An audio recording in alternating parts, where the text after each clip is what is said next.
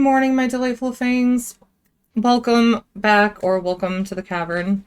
I hope everyone had a relaxing weekend and are doing amazing this Tuesday. Since I reviewed 2 vampire films Friday, I figured why not continue discussing vampires. Well, they're not real vampires, but they acted like vampires, I guess you could say. One of which is a case I actually heard growing up. I'm sure some of you may have heard about it. It happened in 1996. Roderick Justin Ferrell, age 16, left Murray, Kentucky on November 22nd with cult members Howard Scott Anderson, age 16, Charity Kesey, age 16, and Dana Cooper, 19. They planned to pick up Heather Wendorf and Janine LeClaire and go to New Orleans. And it probably is because of Anne Rice. That's where her books take place, her Vampire Chronicles take place. And this was a vampire cult. They actually did blood sharing and other weird stuff. Heather planned to run away from home. The group arrived in Eustis, Florida, and Anderson's Buick. And just some background, Heather knew Roderick because he actually lived in Florida, where he met her. This was before the vampire cult and all of that stuff. His mom moved him to Kentucky, which is where he formed his vampire cult and got into the vampire lifestyle, I guess you could say. And some believed that what kind of led him to believing that he was a vampire, a 500-year-old vampire to be exact, was the Vampire the Masquerade live role-playing game. I don't actually know if it was a live role-playing game, but I heard about it during this time period, but I don't remember seeing it in the stores. And I don't know if this had anything to do with that, if that's why they banned it. I heard rumors that it was banned. I don't know for sure. I will do a little bit more digging on that. But they, after getting a flat tire, Ferrell decided to take Heather's parents' car once they did arrive in Eustis, Florida. The group met Heather down the road from her house. Ferrell and Anderson got out of the car while Charity Kesey and Dana Cooper stayed behind to take Heather to Jeremy Cooper's house. It was her boyfriend at the time. Jeremy reluctantly played along with Heather's vampire fantasies until she claimed Rod believed he was some form of reincarnated demon. Around this time, she told him she was running away with Ferrell and his group. She believed Rod put her under a hypnotic spell, like hypnosis, and she went to another world where she was in demon form. She loved it. She thought it was amazing and powerful. She believed she was something from hell that slaughtered people like some form of dragon creature. End quotes. When Heather stopped by his house with Kesey and Cooper, Jeremy tried to talk her out of leaving. Heather told him that she had to do whatever Rod said because she already crossed over, and Rod told her that if she didn't leave with him, he was going to kill her parents or harm her parents. After leaving Jeremy's house, the girls took Heather to Janine LeClaire's house, but Janine had no interest in leaving with her friend, and I don't really blame her. You got these strange people that are with your friend, and they're all planning to take this trip to New Orleans. You don't know any of these people. You don't know what they're capable of. I wouldn't feel comfortable either. Meanwhile, Ferrell and Anderson entered Heather's home through the garage. Ferrell grabbed a murder weapon while in the garage and proceeded to murder Heather's father, who was asleep on the couch in front of the TV, unaware that anyone was in the house besides him and his, I think, girlfriend at the time. I don't think they were married. When Ferrell went into the kitchen, he came face to face with Ruth. As he approached her, she threw hot coffee on him and scratched him. Rod claimed he wasn't going to kill her until she scratched him, which I don't really quite believe. I think he would have killed her no matter what because, well, obvious. She saw him. That's just my thought pattern. I could be wrong, but Anderson actually didn't take part in the murders. He just watched in silence, which to me is just as bad because he could have stopped Rod at any point, but didn't.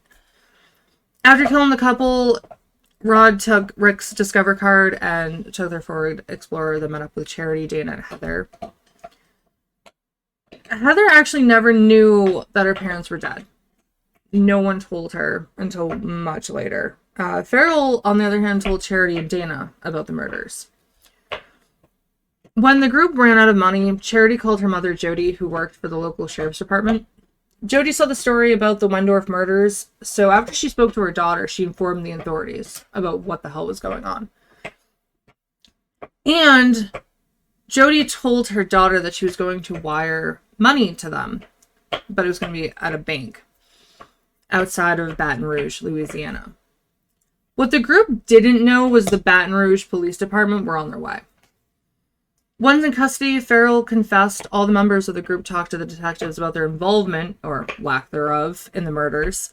Many people claimed Heather requested Ferrell to kill her parents, which is what I heard. I actually heard that she told Ferrell to do it. But there was no evidence to prove that. Every single person that claimed this failed polygraph tests. Since there was no proof that she told Ferrell to murder her parents, she was released from custody. Everyone else that was involved pleaded guilty. Ferrell initially received a death sentence, which was eventually reduced to life in prison. Howard Scott Anderson received life without parole. Dana Cooper received 17.5 years, and Charity Kesey received 10.5 years. I remember when this case was in the news and people were saying that metal, goth, that type of look was evil. And that was what should have sent red flags to everyone about this group. I honestly don't agree. I think sometimes with role-playing, especially live action, I think it can skew reality and fiction for some people. Sometimes people get lost in the fantasy, forgetting the real world. It can cause problems, I think, anyways. But I don't think it's metal, violent video games. I was into that type of stuff, and I was bullied, and I think that's actually what really leads a lot of these kids down that path, is the bullying. Metal actually makes you feel like you're not alone. That's what it was for me. The dark colors, I just like it. I just like dark colors. It has nothing to do with anything else. But, yeah, when you do dress a certain way and you listen to certain types of music, yeah, it can kind of ostracize you when it's outside of the norm. But I think there's a lot of outliers and things that we don't know. We don't know what Rod Ferrell's childhood was like, so we don't know if that led to this, if it had something to do with it. Did any of you hear about this case? What did you think? What do you remember hearing? Did you hear about Vampire the Masquerade being behind the cult?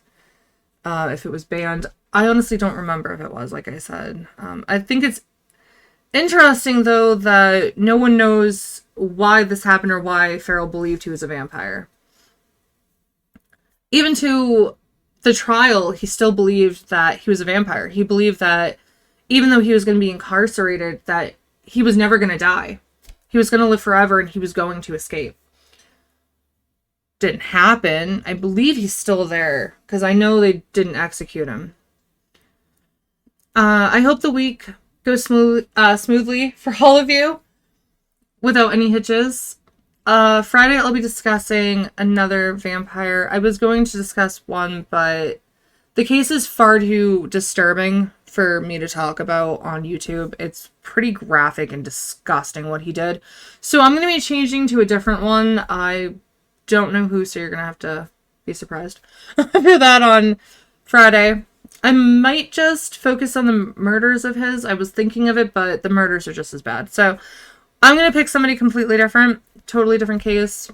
I'll also be reviewing Virus Friday, which is a 1999 science fiction film starring Jamie Lee Curtis, which I honestly didn't see, but my husband was talking about it and said that it kind of freaked him out. So he had me watch it, especially since I like Jamie Lee Curtis. And I will say this much, it wasn't a bad movie. Didn't freak me out, but I will get into everything Friday. If you don't want to miss the upcoming content, click the bell icon to be the first notified. If you can't wait for more, check out my other videos on the screen. I will be posting extra information about the Rod Ferrell vampire killer case in the description below. So if you want to check out more info about that, you can. Thank you all so much. I hope you all have a great week. Take care until next time. Bye, everyone.